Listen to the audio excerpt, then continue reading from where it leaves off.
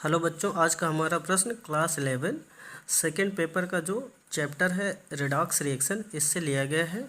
और यहाँ पर एक इक्वेशन है जिसे बैलेंस करना है आयन इलेक्ट्रॉन विधि से। तो अगर यहाँ पर देखा जाए तो एक ये आपकी इक्वेशन है MnO4 minus ion plus Fe2 plus ion plus S plus ion equal to Mn double plus ion plus Fe triple plus ion plus H2O।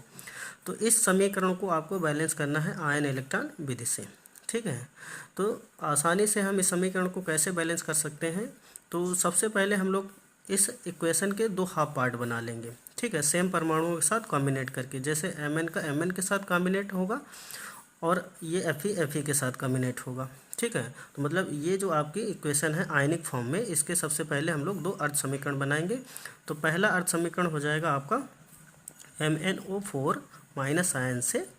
ठीक है, आपका हो जाएगा Mn2 प्लस आयन के बीच में, और दूसरा हो जाएगा आपका Fe2 प्लस आयन से Fe3 प्लस आयन के बीच में। ठीक है, इसको हम लोग मान लेंगे इक्वेशन फर्स्ट और इसको हम लोग मान लेंगे इक्वेशन सेकेंड। अब इसके बाद में क्लियर करेंगे कि किस अर्ध समीकरण में ऑक्सीकरण की प्रक्रिया हो रही है, किस में अपचयन की।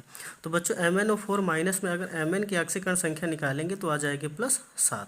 आपको ऑक्सीकरण संख्या निकालना आना चाहिए, और अगर नहीं आएगा तो फिर थोड़ी सी प्रॉब्लम होगी। तो Mn की x मानेंगे, ऑक्सीजन की -2 होती है तो 4 से गुणा होगा तो -8। ठीक है, और बराबर के आगे -1 रखेंगे तो माइनस का 8 जब उधर जाएगा ना प्लस का 8 हो जाएगा। तो इस तरीके से x की वैल्यू आ जाएगी +7। तो यहाँ पर देखो +7 से +2 यानी ऑक्सीकरण संख्या में कमी हो रही है। तो जब बच्चों ऑक्सीकरण संख्या में कमी होती है तो वो आपका अर्धक्रम होगा अपचयन का। ठीक है, अब इसके बाद में यहाँ पर तो आसान है, Fe2 प्लस से Fe3 प्लस मतलब ऑक्सीकरण संख्या में वृद्धि हो रही है। तो जब बच्चों ऑक्सीकरण संख्या में वृद्धि होती है तो वो आपका प्रक्रम होता है ऑक्सीकरण का।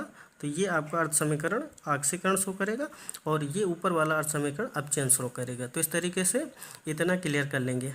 अब दोनों अर्ध समीकरणों को हम लोग बैलेंस करेंगे। तो बैलेंस करने के लिए हम लोग क्या करेंगे, सबसे पहले जो MnO4 माइनस आयन से Mn के बीच में आपका अर्ध समीकरण है इसको बैलेंस करेंगे।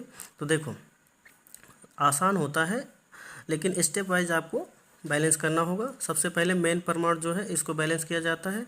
तो Mn देखो इधर 1 है, इधर भी Mn 1 है। ठीक है, तो ऑलरेडी Mn बराबर है, लेकिन इधर ऑक्सीजन 4 है, इधर ऑक्सीजन नहीं है। तो हम लोग ऑक्सीजन को बैलेंस करने के लिए H2 के अणु जोड़ते हैं। तो हम लोग इधर 4 H2 के अणु जोड़ देंगे आवश्यकता अनुसार। क्यों? क्योंकि इधर आपके पास 4 ऑक्सीजन के परमाणु थे। तो हम लोगों ने क्या करा, इधर ऑक्सीजन के परमाणु नहीं थे तो इसलिए हम लोग इधर 4H2 जोड़ दिया। अब देखो इधर 4H2 यानी 8 हाइड्रोजन बढ़ गए।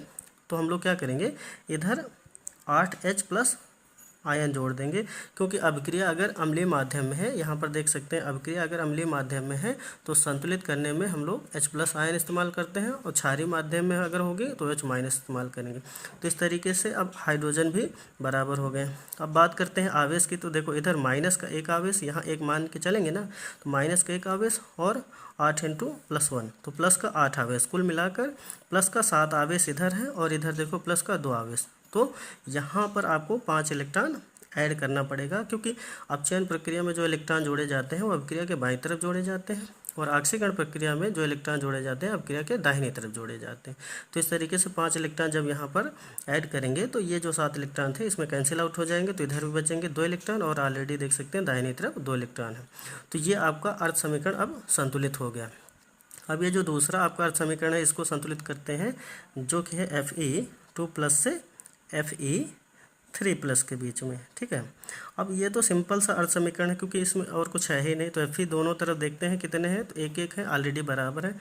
अब इसमें और कोई परमाणु है नहीं, तो इसलिए हम लोग सीधा आवेश बैलेंस करते हैं। देखो इधर प्लस का 2 आवेश, इधर प्लस का 3, तो मतलब 1 की वृद्धि हो रही है। तो हम लोग क्या करेंगे, ऑक्सीकरण प्रक्रिया होने की वजह से 1 इलेक्ट्रॉन इधर ऐड कर देंगे। तो इस तरीके से आवेश भी बराबर हो जाएगा। अब दोनों अर्ध समीकरण बराबर हो चुके हैं। अब अगले स्टेप में हम लोग क्या करेंगे, जो इलेक्ट्रॉन है ना उनको सिमिलर करेंगे। देखो जैसे यहाँ पर 5 इलेक्ट्रॉन है। ठीक है, इसको मान लेते हैं हम लोग समीकरण नंबर 3। ठीक है, और ये हो जाएगा आपका समीकरण नंबर 4। तो हम लोग इलेक्ट्रॉन बराबर करने के लिए क्या करते हैं, उच्च संख्या से गुणा। तो ऊपर वाले समीकरण को हम लोग क्या करेंगे, 1 से गुणा कर देंगे, ठीक है, और नीचे वाले समीकरण को 5 से गुणा कर देंगे, जिससे कि इलेक्ट्रॉन दोनों अर्ध समीकरणों में क्या हो जाएंगे, बराबर हो जाएंगे। और इसके बाद में फिर जोड़ के समीकरणों को लिखेंगे। तो ऊपर वाली समीकरण में 1 से गुणा किया गया है, तो मतलब ये तो समीकरण आपकी ज्यों की त्यों रहेगी, MnO4 minus plus 8H plus 5 electron equal to Mn2 plus 4H2O, ठीक है। अब ये जो नीचे वाली समीकरण है इसमें 5 से गुणा करके लिखना पड़ेगा, तो ये हो जाएगी 5Fe2 plus equal to 5Fe3 plus, ठीक है, प्लस 5 इलेक्ट्रॉन। अब इस तरीके से फिर इसमें जो इलेक्ट्रॉन सिमिलर होंगे उनको कट करेंगे, और बाकी अगर परमाणु कट हो सकते होंगे तो उनको कट करेंगे। तो सबसे पहले ये 5 इलेक्ट्रॉन कट हो जाएंगे, ये 5 इलेक्ट्रॉन कट जो है हो जाएंगे, ठीक है। अब इसके बाद में दोनों अर्ध समीकरणों को हम लोग क्या करेंगे, जोड़ के लिखेंगे। एरो के पीछे का जो भी हिस्सा है वो पीछे रखेंगे, और जो आगे है उसको आगे आगे रखेंगे, ठीक है। तो हम लोग क्या करते हैं, यहाँ पर जोड़ के लिखते हैं। देखो MnO4 minus ion plus 5Fe2 plus ion plus 8H plus ion equal to Mn2 plus ion plus 5Fe3 plus ion plus 4H2O, ठीक है। तो इस तरीके से जोड़ के लिख दिया गया। अब इसके बाद में इसमें देखेंगे कि जितने परमाणु अभिक्रिया के बाईं तरफ है उतने दाहिनी तरफ है कि नहीं है, ठीक है। तो जैसे देखो Mn इधर 1 है, इधर Mn 1 है, मतलब Mn बराबर ऑक्सीजन के 4 परमाणु हैं, यहाँ पर देख सकते हैं, और यहाँ 4H2 में भी देख सकते हैं ऑक्सीजन के 4 परमाणु। हाइड्रोजन अगर देखा जाए तो इधर 4H2 में यानी 8 हाइड्रोजन, यहाँ देख सकते हैं H प्लस आपके 8 हैं, तो हाइड्रोजन भी बराबर। Fe यहाँ देखो 5 है, यहाँ पर भी Fe के परमाणु 5 हैं। आवेश की बात करी जाए तो आवेश माइनस का 1 और 5 दूना 10 और 8 इंटू प्लस 1 यानी 8 ये और 10 ये, कितने 18 माइनस 1 यानी प्लस का 17 आवेश। और इधर देखो 5 3 15, ठीक है, और इसके बाद में 2 ये 17, तो प्लस का 17 आवेश इधर है और प्लस का 17 आवेश अभिक्रिया के यानी इक्वेशन के बाईं तरफ भी है। तो ओवरऑल आपका आवेश भी बराबर है। तो इस तरीके से ये आपकी समीकरण बैलेंस हो चुकी है, ठीक है, आयन इलेक्ट्रॉन विधि से। तो आपको बच्चों क्या करना है, स्टेप वाइज इक्वेशन को बैलेंस करना है। पहले जो आपकी इक्वेशन हो, ठीक है, जैसे ये आपकी इक्वेशन थी, इसके पहले 2 अर्ध समीकरण बना लेने, ठीक है। अर्ध समीकरण बनाने के बाद में किस अर्ध समीकरण में अपचयन की प्रक्रिया हो रही है, किसमें ऑक्सीकरण की, ये क्लियर करना है, ठीक है। उसके बाद में दोनों अर्ध समीकरणों को संतुलित करना है, और संतुलित करने के लिए अर्ध समीकरणों में सबसे पहले मेन परमाणु को संतुलित करना है, उसके बाद में ऑक्सीजन को, उसके बाद में हाइड्रोजन को, और उसके बाद में इलेक्ट्रॉनों को।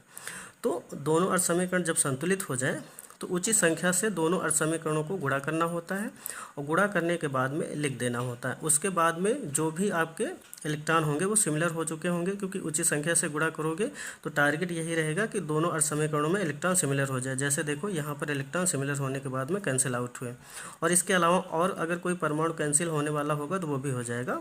बाकी दोनों अर्ध समीकरणों को लास्ट में जोड़ के लिख देना है। एक बार काउंट कर लेना है कि दोनों तरफ सभी परमाणु बराबर हैं कि नहीं और आवेश बराबर है कि नहीं। अगर दोनों तरफ का पूरा डिटेल बराबर है, ठीक है, तो अब क्रिया आपकी संतुलित हो चुकी है। और स्टेप वाइज अगर आप संतुलित करेंगे तो आसानी से संतुलित भी हो जाएगी। तो बच्चों वीडियो को लाइक करें, चैनल को सब्सक्राइब करें। Thank you.